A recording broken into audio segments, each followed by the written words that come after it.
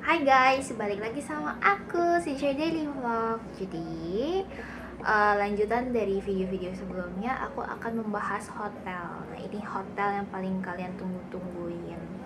Tapi sebelum nonton, kalian jangan lupa nonton dulu video sebelumnya, karena kalian bakal dapat banyak informasi yang sangat-sangat berguna untuk pergi trip ke Jepang tentunya. Nah, untuk hotel itu sebenarnya aku ada pesen 5 hotel saat aku pergi ke Jepang selama 14 hari. Tapi sebenarnya sih ada 1, 2, 3 sebenarnya. Cuman karena 3 ini yang cuman bisa di 4 tapi satunya harus cancel karena nggak bisa di refund dan nggak bisa diganti hari sama sekali. Jadi angus banget, total habis rugi berapa juta itu waktu itu. Jadi udah angus satu lagi bisa di reschedule, satu lagi nggak jadi kepesen karena bayarnya di tempat. Nah jadi yang cuman bisa itu 2. Nah sisa-sisanya aku bakal rekomendasiin ke kalian ya. Sebenarnya aku ada rekomendasiin di bagian Asakusa saat aku pergi ke Tokyo. Namanya itu Kino Asakusa House. Cuman untuk aku personally karena aku mendapatkan masalah di sana. Saat pembayaran di booking.com itu nggak tahu kenapa aksesku itu kayak nggak bisa tembus gitu loh kredit cardnya. Jadi saat kita hari H pun kita nggak dapet. Kita hari H udah mau pergi berangkat, nanti malamnya nyampe sana itu kita kayak nggak ada hotel saat itu. Jadinya yaudah terlibat beberapa cekcok saat itu. Akhirnya nggak tahu kenapa, nggak tahu benar atau salah, jadi disuruh taruh uangnya itu di amplop. Nah kebetulan saat itu mungkin ada salah satu staff dari hotelnya itu, nggak hotel sih, guest house sih ini, jadi dia kayak di pinggiran, terus ada satu pintu masuk kecil banget lorongnya, terus masuk ke kamar deh. Habis itu ada yang satu lagi kamarnya di atas, jadi ada 2 kamar, di bawah sama di atas. Tapi to be honest kamarnya gede banget, luasnya sekitar 37 lah, mungkin ya 37 atau berapa, mungkin lebih sih kayaknya, lebih dari 37. Satu malam tuh 1,8 juta, termasuk murah dan juga dekat ke Asakusa Temple. Yang Asakusa tuh banyak banget loh di sana. Kalian boleh lah kalau mau kayak lihat tempelnya, mau lihat jajanannya, makanannya, budayanya di Asakusa itu oke lah. Itu deket, tapi ke stasiunnya lumayan jauh sih sebenarnya, masih jalan sekitar 500 sampai 1 km kurang lebih. Cuman ada kejadian satu hal, kayak kamar kita itu tuh pas kita masuk kamar kita itu kebuka guys. Harusnya masuknya tuh pakai passcode, cuman ada yang masuk tapi nggak ditutup lagi staffnya itu. Jadi pas kita masuk kamar kita bener-bener plong kebuka, yang dimana kalau orang mau maling tuh bisa masuk banget.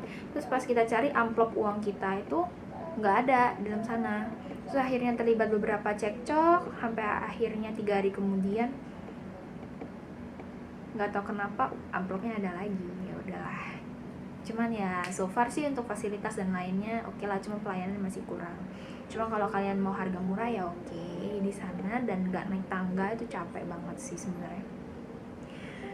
Ya begitulah, tapi aku prefer sih nggak akan balik lagi ke sana. Cuman ya udahlah, itu harga 1,8 juta di Kino Asakusa House per 5 orang. Jadi satu malamnya kurang lebih sekitar 350 ribuan per orang. Ini bayar pakai kredit card karena di bookingnya di booking.com. Tapi berhubung booking.com yang nggak bisa approve kredit cardnya, nggak tahu kenapa, padahal yang lain tuh bisa. Jadi kita bayar pakai cash, pakai yen, uang yen.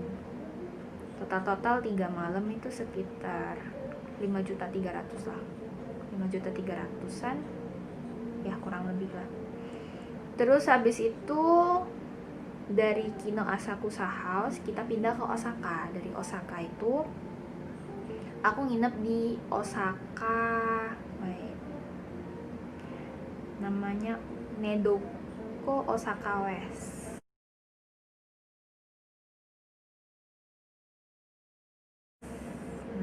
Nah Nedoko Osaka West. Nah, di tempat ini tuh nggak jauh dari stasiun, sekitar 200 meter doang. Nggak jauh, beneran. Yang pasti kalian jangan salah turun tapi ya. Kalau kalian salah turun ya mungkin jauh kali. Salah turun station maksudnya. Itu pas kita saat turun, kita jalan keluar, terus kayak masuk ke komplek. Bukan komplek ya, ya daerah dalam-dalam rumah-rumahannya itu. Nyampe, tempatnya tuh bagus, kayak rumah tinggi. Masuk ada pintu otomatisnya. Ya, segimananya hotel lah sebenarnya. Masuk, terus ada resepsionisnya. Tapi yang enggak 24 jam sih resepsionisnya, cuman ramah banget dan pelayanannya sangat bagus banget. Karena saat kita ada typhoon itu, jadwal kita berantakan, tapi mereka masih bisa memberikan kita reschedule, walaupun reschedule-nya bisa 1,5 minggu setelahnya. Karena ya kita balik lagi ke itinerary kita ya. Ini paling best banget. Kita pesen ranjang yang rata, maksudnya yang sama semua, yang double bed, single bed gitu untuk 5 orang. Tapi kebetulan pada saat tanggal itu kosong. Jadi mereka menawarkan untuk satu kamar yang 6 orang tapi bunk bed yang atas bawah gitu. Oh my god, kayak itu harganya lebih mahal pasti. Ini harganya lebih mahal, tapi mereka bisa kasih kita, udah dikasih kompensasi, dikasih harga yang murah juga. Menurut aku nggak mahal-mahal banget lah kalau untuk di Osaka ya. Nggak gitu-gitu mahal, tapi pelayanan bagus banget, bisa reschedule, pengertian sama bencana yang terjadi. Soalnya bencana itu di luar dari nalar kita, di luar dari ekspektasi dan keinginan kita pastinya kan. Ya pokoknya Nedoko sih the best. Kalau misalnya bisa perpanjang waktu, aku bakal nginep di sana sih. Tapi minusnya ya itu, apa ya, check-innya jam 4 sore, check out jam 10 pagi atau jam 9 pagi. 10 pagi. Jadi ya nggak gitu lama, nggak bisa lama-lama. Maksudnya kalau mau check out juga harus buru-buru. Oke, untuk hotel tuh rata-rata punya microwave ya. Jadi kalau kalian mau beli makanan kayak di Family Mart, kalau mau hemat ya, tapi nggak hemat-hemat juga sih. Family Mart masih sekitar 300 yenan, 40.000 untuk bento-bentonya gitu, atau makan telur doang. Aku sih paling suka yang di Family Mart itu tamago ya, enak banget. Tapi 200 yen, mahal juga.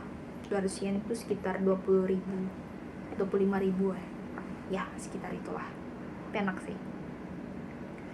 Jadi di dalam hotel tuh biasanya terpisah kalau kamar mandinya.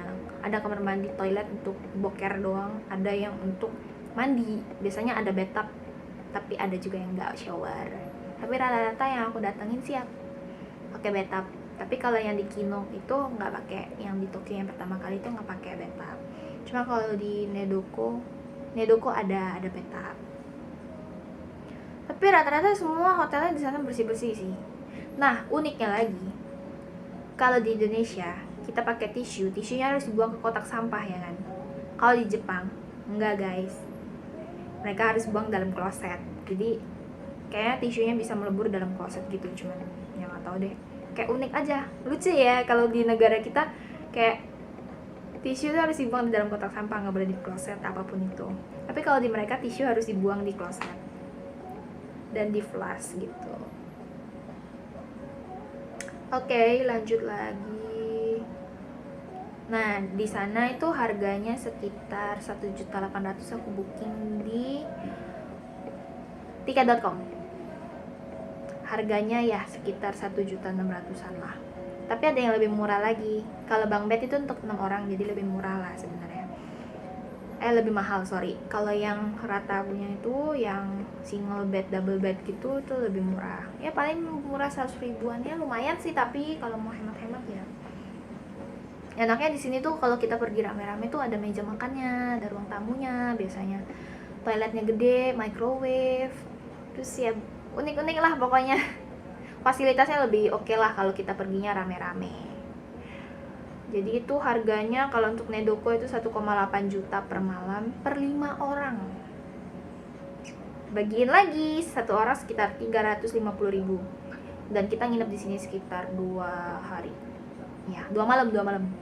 Jadi habis 3,5 juta. Karena ada potongan juga sih. Next, abis dari Kyoto kita ke dari Osaka kita ke Kyoto. Nah, dari Osaka ke Kyoto itu kita cuma naik kereta dan harganya nggak mahal-mahal banget sih, kayak berapa puluh ribu doang kalau di Indonesia ini nggak salah. Tapi cek lagi ya di Google Maps, nonton video sebelumnya gimana caranya untuk tauin naik kereta apa dan apa caranya, seperti apa, nonton video sebelumnya karena lengkap di sana. Kalian mau pakai kartu apa, segala pun macam kalian bisa pakai, ada di video sebelumnya, ditonton. Oke, next kita langsung ke Kyoto. Nah, di Kyoto ini yang aku bilang dibatalin itu. Sebenarnya aku nginep di tulisannya sih UU in Kyoto, UU in Kyoto. Nah, itu lumayan murah juga, cuman ya gitu, ada typhoonnya di tempat dia, tapi dia juga nggak bisa ngertiin kita. Ya udahlah, jadi hangus ya, gara-gara bencana alam, nggak bisa di reschedule, nggak bisa di refund, bahkan 1% pun nggak bisa di refund guys. Udahlah. Dan kata-katanya pun kasar banget waktu saat di email ya, cuman ya nggak tahu deh, salah aku atau salah dia, cuman ya udahlah, udah berlalu ya. Cuman untuk pelayanan sih nggak rekomendasi sih menurut aku, jadi aku nggak masukin ya. Akhirnya kita gantilah dari UU in Kyoto itu, nggak jadi, kita pindah ke Randor. Nah, nanti aku akan kasih lihat kalian lihat, sorry maklum belepotan ya, bukan host, foto-fotonya yang aku booking di mana aja, kalian bisa lihat nanti. Nah, kalau yang ini Randor Residential Hotel Kyoto Suite,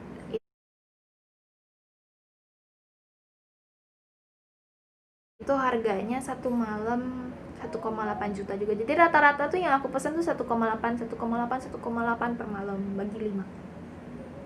Tapi Randor ini nggak tahu kenapa tadi barusan aku ngecek, dia tuh waktu kita datang itu dia baru grand opening guys. Ya gila. Jadi harganya masih murah banget, 1,8. Sekarang aku ngecek sekitar 3 jutaan. Mahal ya. Tapi bagus banget dalamnya, swear nggak bohong deh. Cuman dari stasiun ke tempat mereka rada jauh. Lumayan lah, 1 kilo harus keluar jalur kereta. Nah, dari Kyoto itu pas keluar di tempat sana itu kecil banget, kayak perkampungan gitu loh. Keluar terus kita harus belok, harus lewatin kayak 3 kali sungai itu kan, sungai naik turun 1 kali, 2 kali, 3 kali baru belok nyari rumahnya. Ya kalau kalian kuat bawa koper dan jalan kaki kayak kita traveler berlima ya, masalah. bagus banget sih Randor ini.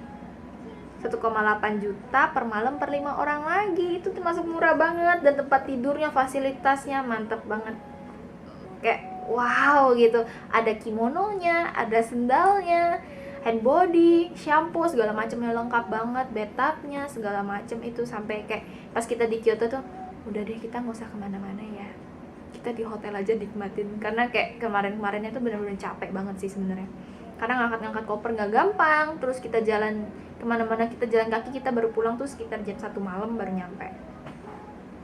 Ya gitulah, karena kita kan mau menikmatin full ya. Terus bangunnya pagi-pagi, tapi kalau aku agak siang sih sebenarnya. Jadi yang mau pergi pagi ya silakan pergi pagi dulu, yang mau siang nyusul nanti gitu. Oke, selanjutnya dari Kyoto kita balik lagi ke Tokyo karena kita pesawatnya terakhir di Tokyo. Pesawat terakhirnya di Tokyo, akhirnya kita memutuskan membeli hotel 2 malam. Saat itu aku cek lagi, ternyata ada tulisan saat di akhir-akhir Oktober itu musim sepi. Jadi hotel yang kita beli itu kenapa murah? Karena lagi musim sepi. Tapi walaupun nggak musim sepi pun tetepan murah sih, nggak beda jauh, kayak beda 100-200 ribu. Nah, kita dapat di Sumo Morishita. Kalian bisa cek, nanti aku kasih fotonya ya. Sumo Morishita di Tokyo tuh deket banget ke Asakusa. Sedangkan Asakusa itu bener-bener kayak pusat, lumayan pusat sih, tapi nggak pusat-pusat banget. Cuman kalau kalian mau menikmati Jepangnya di Tokyo ya di sana. Cuma kalau untuk belanja di Shinjuku, Shibuya, Nah, Shibuya itu yang ada Shibuya crossing ya, yang itu loh, yang rame-rame banget itu, cuman aku nggak ingat namanya apa. Nah, di sana kalian pasti butuh waktu 1 hari untuk jalan-jalan. Itu kayak wow, semua brand-brand tuh ada di sana. Nah, di Sumo Morishita ini, balik lagi ke hotel ya, aku kayak pengen jalan-jalan lagi gitu kalau ingatnya. Sumo Morishita ini aku pesen di agoda.com kalau nggak salah ya. Seharusnya sih bener sih Agoda. Harganya itu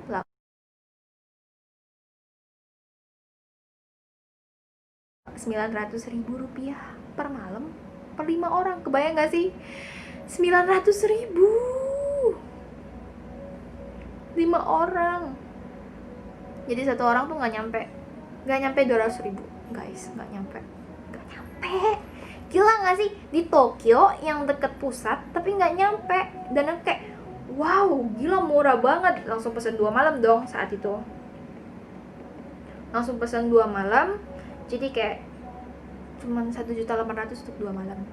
Kenapa nggak dari awal sih? Tapi ya salah satu dari traveler kita, lebih tepatnya cowok, maksudnya yang cowok-cowok itu kayak tidak merekomendasikan tinggal di sana karena mereka yang bagian ngangkat-ngangkat koper. Karena di sana itu murah ya, oke lah. Di dalam kamarnya bagus-bagus banget. Ya nggak banget sih, maksudnya standar Jepang lah. Kamarnya rapi gitu loh. Terus bersih. Tapi sayangnya dari luar dia kayak kumuh, kayak kotor gitu. Naik tangganya cuman ya naik, bener-bener naik kayak apa ya, kayak rumah susun tapi dia modenya ada tangga gitu loh, tangga di luar. Jadi kayak ya bener-bener kayak rumah susun tapi versi Jepang gitu loh. Kotor, agak kotor tapi bagian luarnya doang. Tapi kalau dari kamar mah bersih banget. Udah, terus itu kita dapat di lantai 4, makanya yang cowok-cowok game power. Tapi kalau kalian mau bawa yang cewek-cewek juga nggak ada yang salah sih, bantu. Tapi lantai 4 sih olahraga sih.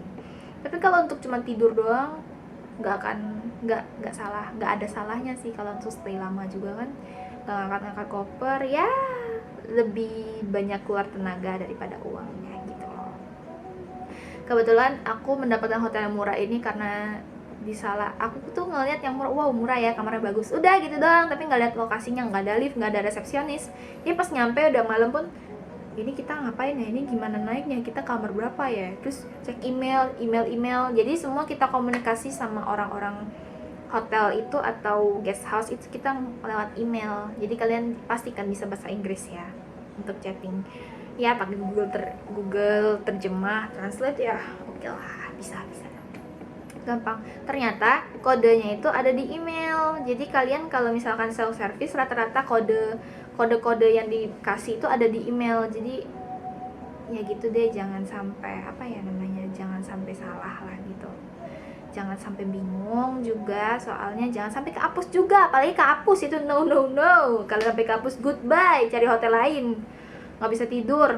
Nah, tapi enaknya di Sumo Morishita ini aku rekomenin, walaupun lantai 4 nggak ada lift dan agak kumuh bagian depannya, tapi dia deket banget sama stasiun Morishita dan juga deket sama beberapa tempat makan, tapi nggak banyak. Tapi ada tempat makan sama kayak ada Sevel, Family Mart ya gitu. Ya oke lah, kalau naik kereta nggak mahal sih ke pusat kotanya. Jadi ya balik lagi, gimana sih caranya kalau kita mau ke kotanya Tokyo naik kereta itu gimana caranya?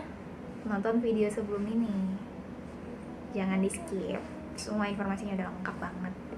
Jujur deh, itu udah lengkap. Aku menjelaskan apa yang experience aku selama di sana. Ya seru sih kalau traveler berlima rame-rame gitu tuh pasti seru banget. Jadi kalau aku sih sebenarnya kalau untuk hotel itu prefer untuk aku, dan aku juga banyak kesalahan dalam memilih hotel. Nggak detail, nggak mengambil resiko yang terjadi seperti typhoon gitu. Aku better rekomendasiin kalian kalau kalian mau membeli hotel, mau pesan hotel, kalian lebih baik cari yang bisa refundable. Nah, untuk tiket pesawat juga cari yang refund, jadi kalian tidak akan rugi berkepanjangan. Tapi untuk uang jajan harus spare lebih banyak, karena di sana kan kita nggak ada yang tahu akan terjadi apa-apa juga, nggak ada yang tahu. Dan juga jangan lupa saat di hotel barang-barang kalian kalau bisa dikunci, karena sebaik apapun orang, kita nggak akan ada yang tahu kalau orang mau berbuat jahat sama kita, atau ya gitulah. Seaman-amannya tempat pasti ada orang yang tidak baik. Itu cuma saran dari aku ya. Oke, sekian video dari aku. Kalau kalian ada pertanyaan bisa komen di bawah, nanti aku bantu jawab. Untuk kalian yang mau travel budget gitu ya, oke sih. Aku sih selama 12 hari ya, nggak salah ya, 12 atau 14 hari sih, lupa. Tapi total ya, bentar coba aku totalin ya. Kalau total, kalau satu hari 1.800.000 dikali berapa nih, kita coba ya, aku hitung ya. Kalau ini 3 malam, 3, 4, 5, 6, 7, 8 hari malam. Kenapa aku bisa 8 hari malam? Cuman nginepnya, tapi aku di sana yang 14 hari. Terus sisa harinya tuh di mana?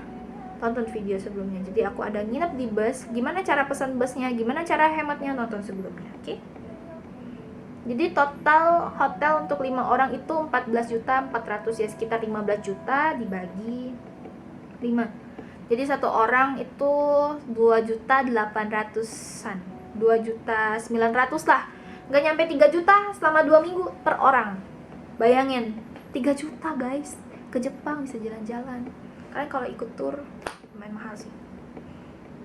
Cuman ya kalau kalian berani, rame-rame aja, nggak ada yang salah sih. Travel sendiri tuh lebih asik. Kalian mau kemana tinggal di Google Maps, ketik jalan, cari station jalan. Ya beberapa orang di sana kayak nggak bisa bahasa Inggris sih, cuman beberapa orang ada yang baik juga, kayak jawabin, bantu jawab gitu.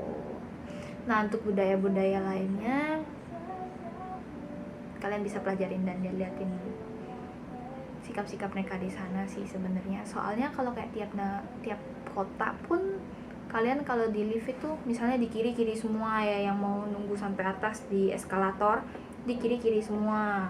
Nanti yang sebelah kanan untuk orang jalan cepet. Tapi tiap kota itu beda-beda. Jadi nggak ada yang sama, ada yang di kiri, ada yang di kanan. Jadi harus kalian pelajarin itu. Soalnya beberapa orang di sana suka marah. Ada yang nggak suka, tapi ada yang baik banget. Yang baik banget bisa ngejelasin kalian sampai detail. Tapi ingat, tetap harus safety ya guys. Oke, sekian video rekomendasi hotel dari aku. Jangan lupa di like, comment, dan subscribe. Thank you for watching me guys. Bye bye, see you soon.